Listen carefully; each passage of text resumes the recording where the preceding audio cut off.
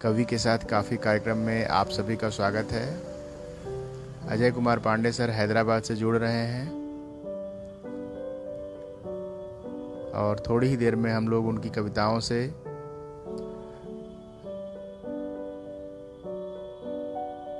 Bring Ajay Pandey sir sir notification अगर जाए तो इनविटेशन आपको गया है, आप उसको एक्सेप्ट करिए। एडिंग हो रहा है, कनेक्टिंग होते ही काम हो जाएगा। Connecting, good, thank you sir. नमस्कार सर। आखिर हम लोग कर लिए इस काम को, बहुत अच्छा लगा सर। बिल्कुल, थोड़ी टेक्निकल इश्यूज आए जरूर। चलिए, बहरहाल अंत भला तो सब भला, आखिर हम जुड़ गए। यही खुशी की बात है सर कि हम लोग प्रयास नहीं छोड़ते हैं और लगे रहते हैं और आखिरकार सफलता मिल जाती है। हाँ जी, बिल्कुल सर, आपका बहुत बहुत स्वागत है सर। थोड़ी थकान हो गई होगी आपको, हम क्षमा चाहते हैं, क्योंकि ये प्रोटोकॉल पहली बार हम लोग स्टैंडर्डाइज किए हैं कि इस तरीके से पुकार लगाते रहो और एक न एक दिन हम लोग के साथ लोग जुड़ेंगे।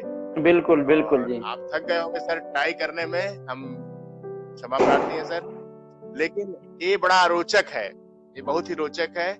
आज हम लोग द्वारिका प्रसाद माहेश्वरी जी का जन्म दिवस भी है। सौभाग्य से आज हम लोग कवि के साथ काफी कार्यक्रम को प्रारंभ कर रहे हैं, हम उन्हें याद कर रहे हैं सर। समय नष्ट न करते हुए हम चाहेंगे कि आप अपनी बात हम लोगों तक पहुंचाएं, जिससे कि और लोग, हमको तो सुनना लोगों के लिए बहुत ही बड़ी बात नहीं है, लेकिन आज आपको सुनना चाहेंगे, तो कृपया आप थोड़ा सा परिचय दें जिससे कि लोग जाने कि विश्वविद्यालय से आपका कब से जुड़ाव रहा। जी, एक्चुअल में हमारी पूरी शिक्षा दीक्षा वाराणसी से ही हुई है। हमारे पिता वाराणसी DLW में वहां पर जेई के रूप में कार्यरत थे और वहीं से वो रिटायर हुए। उस दौरान मेरे स्कूलिंग केंद्रीय विद्यालय DLW वाराणसी से ही मेरी पढ़ाई लिखाई हुई। इंटरमीडिएट मैंने वहीं से किया। फिर बनारस हिंदू विश्वविद्यालय से मैंने बीकॉम किया। उसके बाद महात्मा गांधी काशी विद्यापीठ से MSW में इंडस्ट्रियल रिलेशन पर्सनल मैनेजमेंट का कोर्स किया और साथ ही कॉम्पिटिशन्स के में लगा हुआ था, प्रयास करता रहा और उसी का एक फलीभूत हुआ कि मैं रेलवे में RRB के थ्रू ज्वाइन होकर के आज यहाँ पर सीनियर पैसेंजर गार्ड के रूप में कार्य कर रहा हूँ सिकंदराबाद डिवीजन में। अब यही है सर। अब फिलहाल तो यहाँ पर इसी आधार पर पढ़ाई लिखाई शिक्षा दीक्षा जो कुछ भी हम कर पा रहे हैं या जो कुछ भी समाज में हम दे पा रहे हैं, जो भी हमारा सहयोग है समाज के प्रति, कोई सहयोग तो बहुत बड़ा सहयोग तो नहीं है, लेकिन हाँ फिर भी इस कलम के माध्यम से जो भी आज हम सहयोग कर पा रहे हैं, इसकी प्रमुख देन हमारे वही शिक्षक हैं जिन्होंने हमें जी ककहरा सिखाया स्कूलों में, हमारे माता पिता जिन्होंने हमें जीना सिखाया, जिंदगी क्या होती है, परिवार, समाज और राष्ट्र।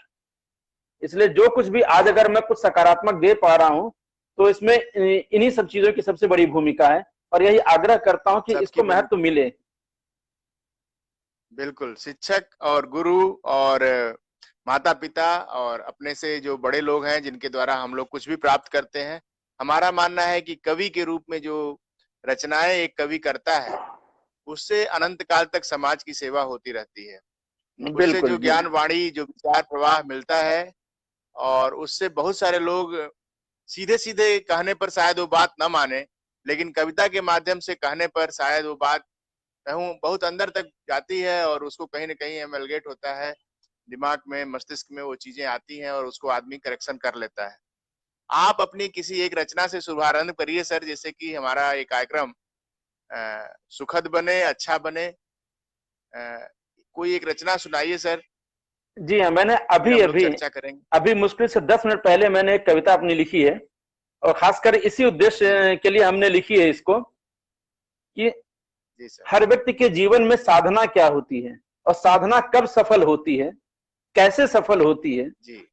इस पर मैंने अपने कुछ पंक्तियां लिखी हैं, कविता लिखी है और मैं चाहता हूं कि इसका असर हर व्यक्ति के, बच्चों से लेकर के बड़ों तक के सबको इसके भावों को समझने की आवश्यकता है, क्योंकि कम से कम शब्दों में अधिक से अधिक बातें कहने की कोशिश एक कविता का माध्यम ही है, जिसे हम कम शब्दों में कह सकते हैं। तो मेरी कविता आपके समक्ष सादर निवेदित है कि सफल साधना, घना अंधेरा दिल में जब तक, घना अंधेरा दिल में जब तक, उगता सूरज क्या करता।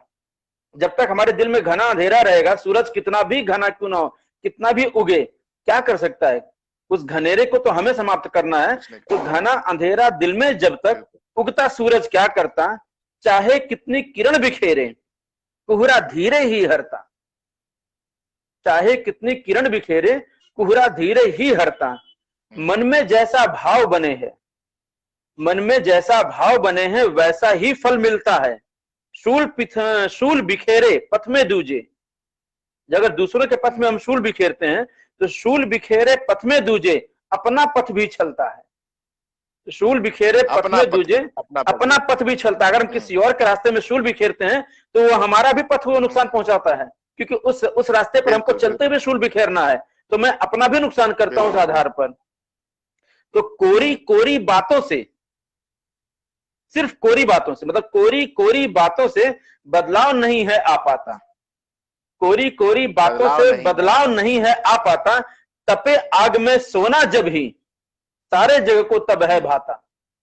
ऐसे सोना उठा के दे दिया, किसी को पसंद नहीं आएगा, लेकिन जब उसको आग में तपा के उसका आभूषण बनाते हैं तब वो एक सौंदर्य प्रसाधन का माध्यम बनता है और पूरी दुनिया तब उसकी तरफ आकर्षित होती है जी। तो प्रेम भावना त्याग समर्पण, प्रेम भावना त्याग समर्पण, प्रेम भावना त्याग समर्पण जीवन की मौलिक पूंजी है। इनसे ही संस्कार पले हैं, यही सत्कारों की कुंजी है। प्रेम भावना त्याग समर्पण जीवन की मौलिक पूंजी है, इनसे ही संस्कार पले हैं, यही सत्कारों की कुंजी है। शुद्ध भाव जब मन में होगा, शुद्ध भाव जब मन में होगा, कुशल आराधना हो पाएगी। जब तक मन में शुद्धता नहीं होगी, हमारी आराधना कुशल नहीं हो सकती है। शुद्ध भाव जब मन में होगा, कुशल आराधना हो पाएगी। जीवन को सम्मान मिलेगा, जीवन को सम्मान मिलेगा, सफल साधना हो पाएगी। तभी जीवन को सम्मान मिलेगा और तभी हमारी साधना सफल हो पाएगी। ये एक मेरे अभी जो मैंने अभी हाल ही में तुरंत लिखी थी, ये बहुत सुंदर, बहुत सुंदर, बहुत सुंदर। ये हमारे लिए बहुत ही अनुकूल है कि जो साधना, हम तो इसको अपने लिए एक लेसन ले रहे हैं कि चूंकि doctor Satyaprakash hope talks talent lesson भी रहता है, तो हम लोग लेसन देते हैं। आपका जो ये टैलेंट है, जो ये क्षमता है, कविता के माध्यम से जो आप एक चैप्टर लिख रहे हैं आज, ये बहुत सारे लोगों के लिए एक लेसन बने, लोग इसको समझें कि जो साधना हम लोग कर रहे हैं और शुद्ध मन से अगर हम लोग करें, एक संकल्प लें कि नहीं, हमको समाज को जो भी हमारे पास है उसको देने में विश्वास करेंगे, लेने से ज्यादा देने में। जी, तो यदि लेने के चक्कर में पड़ेंगे तो शायद ये श्रृंखला टूटे, लेकिन देने के चक्कर में अगर पड़ेंगे तो निश्चित रूप से हम जिस व्यवस्था को स्थापित करना चाहते हैं, मूल रूप से सर जब इसकी शुरुआत किया था तो इसके पीछे यही था कि पहले तो लोग मुखर हों और बच्चों को ऑनलाइन शिक्षा का ये जो मिला है झुंझुना, इस झुंझुने को घर से बजाएं। क्योंकि यदि केवल शिक्षालयों के हाथ में रख दिया जाएगा तो शिक्षालय उसको भी कमर्शलाइज करते जा रहे हैं, हर चीज को कमर्शलाइज कर करके इतना कठिन कर देंगे कि इसको भी लेना बहुत हो जाएगा, मुश्किल। सही इसको है। बहुत ही सस्ता सुगम बनाया जाए और अपने घर से लाइव कर करके इतना पॉजिटिविटी डाला जाए, शिक्षा डाला जाए, तो जागरूक समाज होता जाएगा। पहले मैंने एजुकेशनल डॉक्यूमेंट्स के लिए कहा कि कोई बायोलॉजी पढ़ा दे, कोई संस्कृत पढ़ा दे, कुछ लोगों ने किया, लेकिन बड़ा कठिन काम है सबको कह पाना, इसलिए खुद चलते रहे। इसके लिए मैंने मोटिवेशनल सपोर्ट दिया कि लोगों को कार्यशाला के माध्यम से जोड़ा जाए और उनको कुछ कुछ टॉपिक देकर शायद प्रेरणा दी जाए। तो इसमें इस श्रृंखला में कवि के साथ काफी ये 14वीं श्रृंखला है सर। और बड़ा अच्छा लगा कि सर इसमें लोग बहुत रुचि से जुड़ रहे हैं और इसको हम लोग एक सीरीज भी इसको करना चाहेंगे, जिससे कि इसी के माध्यम से कम कुछ पॉजिटिविटी, कुछ अच्छी चीजें बिल्कुल बिल्कुल सर। हम आपसे निवेदन करेंगे कि आपकी जो सबसे श्रेष्ठ रचना है अभी तक, जिसको आपने रुचि से बनाया और पढ़ा है मंच पर, उसको जरा एक बार सुनाएं। जी जी अवश्य, मैं उसको एक निकाल रहा हूं उस रचना को आपके लिए।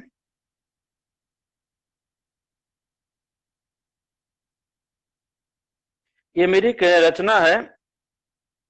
हर आदमी, और कब हर कब आदमी, लिखा था सर? हाँ सर, कब लिखा था? ये इसकी रचना की उत्पत्ति कैसे हुई? देखिए, हर आदमी के मन में कभी ना कभी, कहीं ना कोई कोई अवसाद आता रहता है।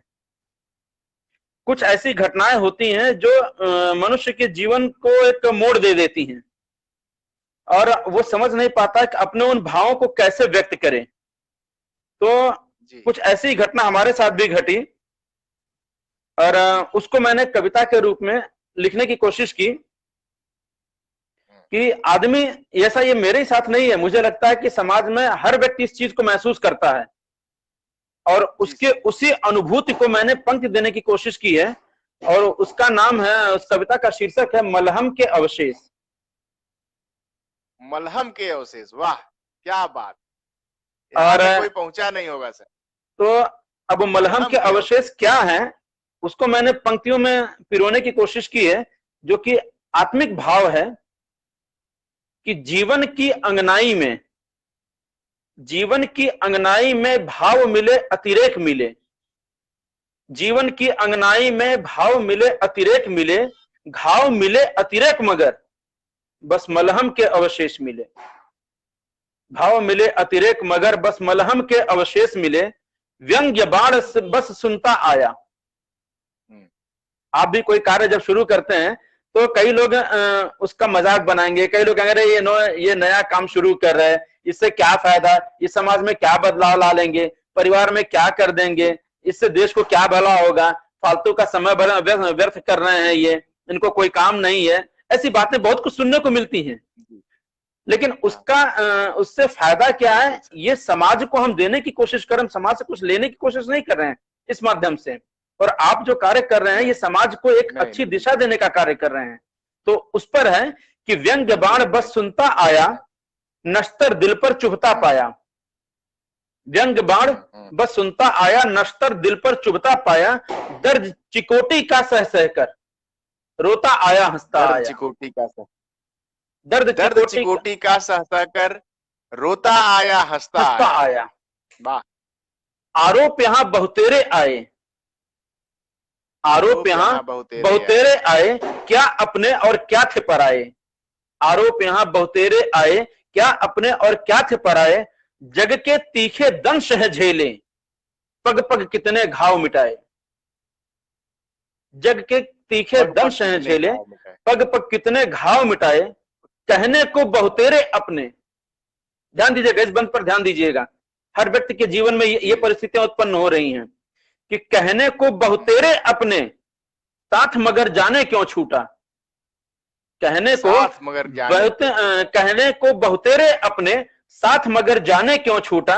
जब जब उनसे हुआ सामना, जब जब उनसे हुआ सामना, तब तब मन का दर्पण टूटा। कहने को बहुतेरे अपने, विश्वास टूटा। बिल्कुल, साथ मगर जाने क्यों छूटा। जब जब उनसे हुआ सामना, तब तब मन का दर्पण टूटा। इस दर्पण के टुकड़े में ही, इस दर्पण के टुकड़े में ही अब खुद को मैं खोज रहा हूं। इस दर्पण के टुकड़े में ही खुद को फिर मैं खोज रहा हूं। हर टुकड़े के अवशेषों में दंश तेरा ही देख रहा हूं। हर टुकड़े के अवशेषों में इसको, इस पोस्ट को शेयर कर दीजिएगा। जितने लोग भी देख रहे हैं, सर की रचना हजारों लोगों तक पहुंचे, इसका विश्वास दिलाइए। ये रचना बहुत ही मलहम है, ये मलहम, दर्द के मलहम, मलहम के अवशेष, मलहम के अवशेष। यह रचना जन जन तक पहुंचे, इसके लिए आप सभी लोग इस पोस्ट को जरूर शेयर करिएगा। बहुत अच्छा लिखा है सर, और हर उस व्यक्ति को जो कर रहा है उसको आपने एक मलहम देने की कोशिश की है कि बेटा तुम जो कर रहे हो इसको करते चलो, ये हाँ, तुम्हारी उसमें अपनी रुकने की अनुभूति आवश्यकता नहीं है। हाँ, ये सबकी अनुभूति है, ये बिल्कुल सबके साथ बिल्कुल हुआ है। जब भी कोई नया करेगा तो उसको बौना साबित करने के लिए लोग मिलेंगे लोग और मिलेंगे करेंगे। ही। तो आगे इसका आगे अंतिम, बढ़िए सर, हाँ, आगे इसका बढ़िए। अंतिम बंध, अब इसका अंतिम बंध है कि इस दर्पण के टुकड़े में ही अब खुद को मैं खोज रहा हूं, हर टुकड़े के अवशेषों में दंश तेरा ही देख रहा हूं। इन अवशेषों के एहसासों में, इन अवशेषों के एहसासों में दर्द मिले अतिरेक मिले, इन अवशेषों के एहसासों में दर्द मिले अतिरेक मिले, घाव मिले अतिरेक यहां बस मलहम के अवशेष मिले, घाव मिले अतिरेक यहां बस मलहम के अवशेष मिले। ये मेरी एक कविता थी। बहुत ही सुंदर रचना है सर, और बहुत जी ही हाँ, मन को स्पर्श करने वाली, बहुत ही मन को स्पर्श करने वाली कविता है। और आपको हम चाहेंगे सर कि आप कम से कम सप्ताह में एक रचना अपनी, चूंकि आपके पास लाखों रचनाएं, हजारों रचनाएं तो हैं ही, मैंने देखा है आपके पास शब्दों की बहुत पूंजी है और समाज को आप बहुत कुछ दे रहे हैं, दिए हैं। इसको आप लाइव के माध्यम से कवि के साथ काफी ग्रुप में हमेशा ही, जब भी आपको समय मिले, आप जब गाड़ी को लाल झंडी दिखाने के बाद हरी झंडी कर दें और रिलैक्स रहे, तो वहां पर रिकॉर्ड करें।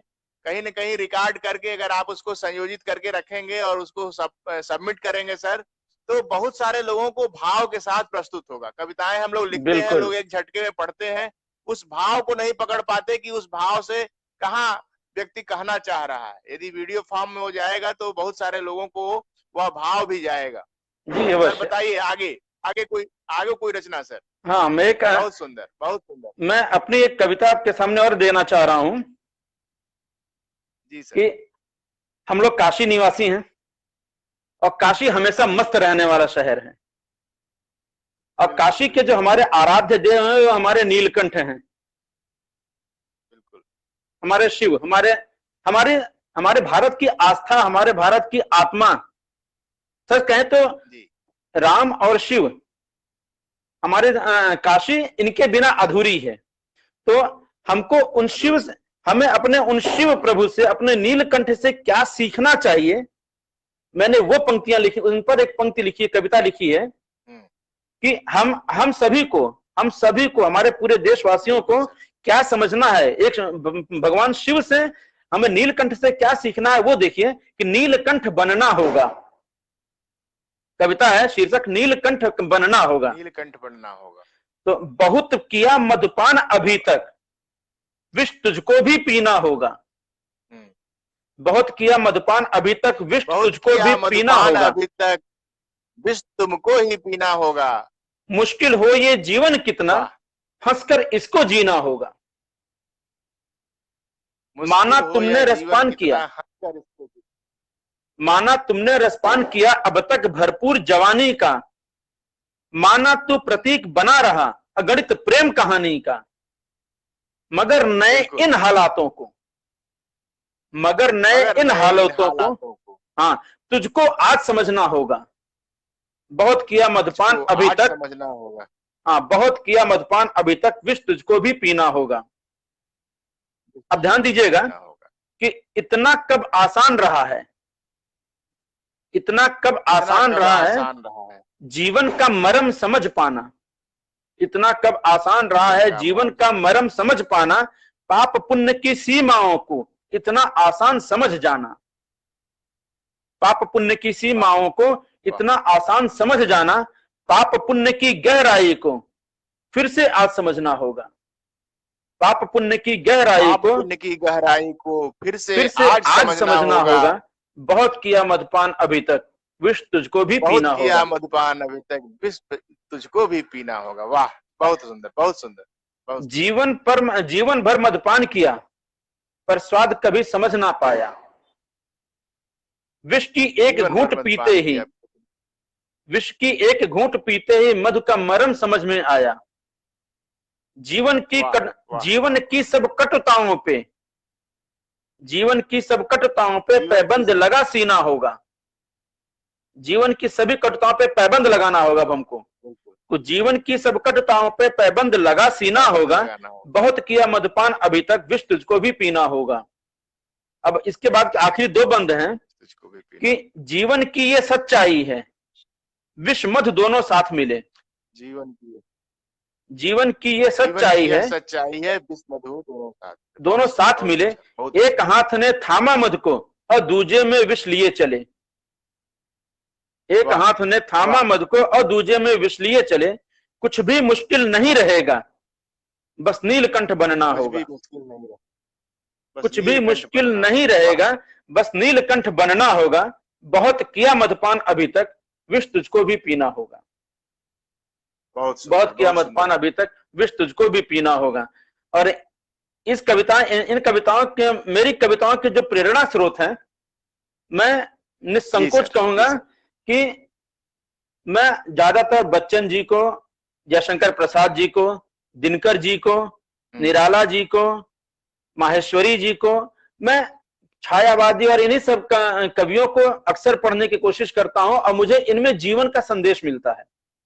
और मेरी रचनाओं में भी क्योंकि मैं यूं ही नहीं, मैं नहीं चाहता हूं कि मैं खिचड़ी के रूप में लिखूं कि कुछ भी इधर से निकाल के कुछ भी करूं। मैं सबको पढ़ता हूं, आधुनिक से लेकर के प्राचीन जो भी हमारे कवि हैं सबको पढ़ता हूं। उनको पढ़ने के बाद ही हमें समझ में आता है कि आगे बढ़ना है, हमें किसी को समाज में अगर कुछ देना है तो हमारे इतिहास में इतने और आज वर्तमान में भी इतने महापुरुष हैं कि उनसे हमें हमेशा कुछ न कुछ सीखने को ही मिलता है और उसी सीख को हम आगे अग्रसारित करते हैं तो मिलता है हमको। बस ट्रांसफर ऑफ नॉलेज, यही है ट्रांसफर ऑफ नॉलेज। जो हमने सीखा है उसको हम व्यक्त करके आगे तक पहुंचाएं। बिल्कुल। जैसे ये ट्रांसफॉर्मेशन जो होगा वो जन से जन तक होगा। इसीलिए मैंने इसको इडुगोल इंडिया इस प्रोजेक्ट को रखा है कि हम जब लोग जिस काम को सिखा रहे हैं, जैसे मान लीजिए फेसबुक लाइव के माध्यम से आपको जोड़ना सिखाए, और आज के बाद अगर आप कभी किसी अन्य व्यक्ति को जोड़ेंगे और आप भी इसी तरह कहेंगे हेलो हेलो हेलो, आओ इसमें कनेक्ट हो, और जोड़ देंगे और उसको भी सिखा देंगे और चला देंगे, तो शायद उसको भी अच्छा लगेगा कि इस तरह से हम लोग ज्वाइंट सेशन, एक वार्तालाप, यहाँ से बैठकर हैदराबाद से जुड़ रहे हैं, वहां कहीं वाशिंगटन से जुड़ रहे हैं, कहीं यूएसए से जुड़ रहे हैं, तो कितना अच्छा होगा कि लोग सहज रूप से ही अपनी बात के माध्यम से दूसरों को प्रेरणा दे पाएंगे। दूसरों को, वैसे तो सभी लोग जुड़े हुए हैं, चर्चा कर रहे हैं, लेकिन कौन जानता है बहुत सारे लोग बहुत अच्छा रिसर्च कर रहे हैं, उससे कितना लाभ मिल पाया समाज को। बहुत सारे अनुसंधान लगातार अरबों खरबों रुपए करके हो रहे हैं, वो धरातल पर नहीं पहुंच रहे। जी, प्राथमिक शिक्षा और मेडिकल लेवल की शिक्षा, मतलब जूनियर लेवल तक तो हम लोग इसको इस माध्यम से भी करके कुछ करके लोगों को प्रेरणा देकर कुछ भर सकते हैं। और अगर एक लेवल बन गया, एक अच्छा लेवल बन गया, तो शायद कोई भी कानून, कोई भी व्यवस्था जिसको लागू कराना चाहेंगे, जिसका सही अनुप्रयोग कराना चाहेंगे, यदि मानसिक स्तर सबका लगभग एक ठीक ठाक पहुंचने लगा, तो कोई भी कानून, कोई भी व्यवस्था लागू कराने में, सही चीज को मनवाने में बहुत आसानी हो जाती है। तो ये ऑनलाइन शिक्षा से हम लोगों को ऑनलाइन शिक्षा के माध्यम से यदि जन जन तक पहुंचने का ये माध्यम मिल रहा है, तो इसको नहीं खोना चाहिए इस चांस को। और अब तो बच्चा अब जूम में पढ़ रहा है सर, और प्रत्येक माँ जो है उसको बता रही है कि इस तरह से इस पर लिखो। तो ये ट्रेनिंग जो है जन जन तक, घर घर तक पहुंच गई है। अब जरूरत यह है कि वह माँ और वह बच्चा जो सीखा है, थोड़ा सा अच्छे लेवल के स्कूल से जुड़कर वो सीख रहा है, अब उसको जोड़कर वो दूसरों को ट्रांसफर कर दे, वो अपने नीचे तक पहुंचा दे। सबसे सस्ता और सबसे बहुप्रचलित माध्यम है फेसबुक, इसलिए मैं फेसबुक को नहीं छोड़ता हूँ कि जैसे इस पे बहुत सारे लोग ऐसे ही मिले हुए हैं जिनको हम लोग ज्ञान देना चाहेंगे तो ले लेंगे, जिसको अच्छा लगेगा वो सुन लेगा और अच्छी बातों को अपने जीवन में उतारने की कोशिश करेगा। आज तो बहुत अच्छा लगा सर आज इस कार्यशाला में। बताइए सर। मैं अब आपके इस माध्यम से एक संदेश के रूप में एक कविता अपनी ओर देना चाह रहा हूं, और जो मैंने इसको कल लिखी है, इसको कल ही लिखा है, और ये कविता है मेरी भ्रूण हत्या के ऊपर, जो कि मैं अवश्य देना चाहूंगा पूरे समाज को, ये समर्पित करना चाहूंगा। कन्या भ्रूण हत्या पे एक नन्ही बच्ची जो कि अभी तक अजन्मी है, वो एक प्रश्न करती है। उसका प्रश्न क्या है? वो मैं इस कविता के माध्यम से एक प्रश्नवाचक कविता मैं आप सबके समक्ष रख करके अपना इसको समापन करूंगा और चाहूंगा कि ये सबके दिलों तक पहुंचे और लोग इस पर विचार करें। और अगर एक क्षण भी लोगों के मन में इसके उस बच्ची के प्रश्न के लिए विचार मन में आया तो मैं समझ लूंगा कि मेरी लेखनी सफल हुई है। और हमारे जो प्रधान सेवक हैं उन्होंने जो एक बालिका बचाओ का आंदोलन किया है, ये उसमें एक मेरी छोटी सी एक छोटा सा मेरा समर्पण है उसके लिए। आहुति होगी, एक आहुति होगी। तो हाँ, बिल्कुल सर, बिल्कुल। उस नन्ही का प्रश्न है, ध्यान दीजिएगा, एक बच्ची अपनी माँ से क्या कहती है जो कि अभी अजन्मी है। ध्यान दीजिएगा, वो बच्ची अजन्मी है कि मैं तेरी नन्ही सी गुड़िया, मैं तेरी नन्ही सी गुड़िया, मैं झप्पी जादू की पुड़िया, कोख तिहारे मैं आई हूं। जादू की पुड़िया, मैं तेरी नन्ही सी गुड़िया, मैं झप्पी जादू की पुड़िया, कोख तिहारे मैं आई हूं, लाखों सपने बन आई हूं, चंदा सी शीतलता मुझ में। सबको पता है कि बेटियां बहुत शीतलता देती हैं। बिल्कुल, तो चंदा सी शीतलता मुझ में और प्रभात की आभा मुझ में, चंदा सी शीतलता मुझ में और प्रभात की आभा मुझ में, तारों की छाओं से चलकर तेरी बनकर आई हूं, तारों की छाओं से चलकर तेरी बनकर आई हूं, तेरी बनकर आई हूं। तुमने मुझको शरण दिया है, तुमने माँ से कहती है, शरण दिया, माँ से कहती कि तुमने मुझको शरण दिया है, कोख में अपने वर्ण किया है, तुमने मुझे अपने कोख में वर्ण किया, अपने धारण किया मुझे अपने कोख में। रक्त कणों से सींचा है जब, रक्त कणों से सींचा है जब, खुशियां बनकर छाई हूं, रक्त कणों से सींचा है जब, खुशियां बनकर छाई हूं, अपने आने की खुशियां। वो बच्ची, अजन्मी बच्ची अपनी माँ से क्या कहती है, उसके चेहरे के भाव, अपनी माँ के चेहरे के भाव को व्यक्त कर रही है वो कि अपने आने की खुशियां जीवन में तेरे देखी है। जब एक जीवन में तेरे देखी, जब एक महिला माँ बनती है तो उसका जो मातृत्व सुख होता है, उसको ये नहीं पता है को बेटी है कि बेटा है, क्योंकि वो तो उसके शरीर का हिस्सा है। तो कोई भी औरत अपने शरीर के हिस्से को कैसे गलत मान सकती है, और अगर करती है तो उससे बड़ा पाप दुनिया में कुछ भी नहीं है। फिर उसे दुनिया में कोई भी जगह, किसी भी जगह उसको शरण मिलने की संभावना ही नहीं है, उससे बड़ा पाप कुछ भी नहीं है। तो वो बच्ची क्या कहती है कि अपने आने की खुशियां जीवन में तेरे देखी है, मैंने सपनों की दुनिया मां नैनों में तेरे देखी है। वो अपनी माँ के आंखों से सब कुछ देख रही है वो, कि अपने आने की खुशियां जीवन में तेरे देखी है, मैंने सपनों की दुनिया मां नैनों में तेरे देखी है, पर जाने क्यों मन डरता है। अब देखिए बच्ची के मन जाने क्यों मन डरता है, उसके मन में क्या भय है। समाज में जो आज प्रचलित है व्यवस्था, कुरीति, व्यवस्था नहीं कहूं, कुरीति, पर जाने क्यों मन डरता है जब जग की बातें सुनती हूं, पर जाने क्यों मन डरता है जब जग की बातें सुनती हूं, कुछ शंकाएं मन में मेरे मां तुझसे मैं अब कहती हूं, कुछ शंकाएं मन में मेरे मां तुझसे मैं अब कहती हूं, कहते तो सब लोग यहां हैं, कहते तो सब लोग यहां हैं, बेटा बेटी एक यहां हैं, कहते तो सब लोग यहां हैं, बेटा बेटी एक यहां हैं, पर कुछ आंखों में मैंने, मैं सबको नहीं कह रहा हूं, पर कुछ आंखों में मैंने शंका के डोरे देखे हैं, पर कुछ आंखों में मैंने शंका के डोरे देखे हैं। वाह, कुछ ऐसी खबरें हैं जिनको सुन सुन कर मैं डरती हूँ, कुछ ऐसी खबरें हैं जिनको सुन सुन कर मैं